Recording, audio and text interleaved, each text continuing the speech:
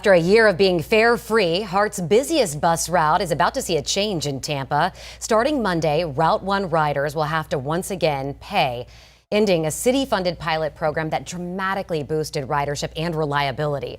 10 Tampa Bay News reporter Eric Glasser takes a look at what's changing and what's staying the same.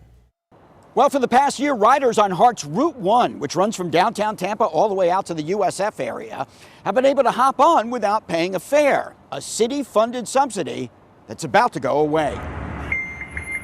The results were hard to miss. HART says ridership on Route 1 jumped more than 45%, with more than 1.4 million trips, making it one of the most heavily used bus routes in the region. When you're in this situation, every penny counts.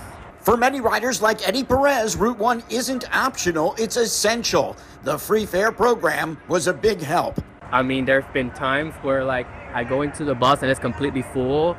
You know, people that carry their stuff, people that do groceries, they got all their bags. City leaders narrowly voted to fund the pilot using more than $1.5 million in parking revenue, arguing the free fares could help families stretch thin by rising housing costs. $80 can help with your light bill. $80 for a lot of families is a lot of money. If say you $4 a day, you work 5 days a week, that does help out a lot. Still, some riders and even drivers say a challenge for the free fare was an increase in unhoused people, some with behavioral issues, riding the buses all day long.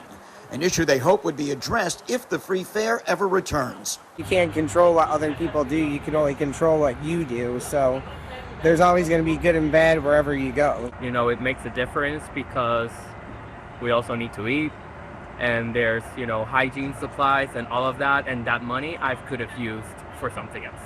HART says they did a survey and found that more than 80% of riders plan to stick with Route 1 even as fares return. To help minimize costs, HART is urging riders to use flamingo fares, which cap how much you pay, making sure that frequent riders don't spend more than the lowest possible fare. In Tampa, Eric Glasser, 10 Tampa Bay News. And HART says some of the service improvements on Route 1 will stay. That includes buses every 15 minutes on weekdays, more frequent evening service, and 20-minute service on weekends.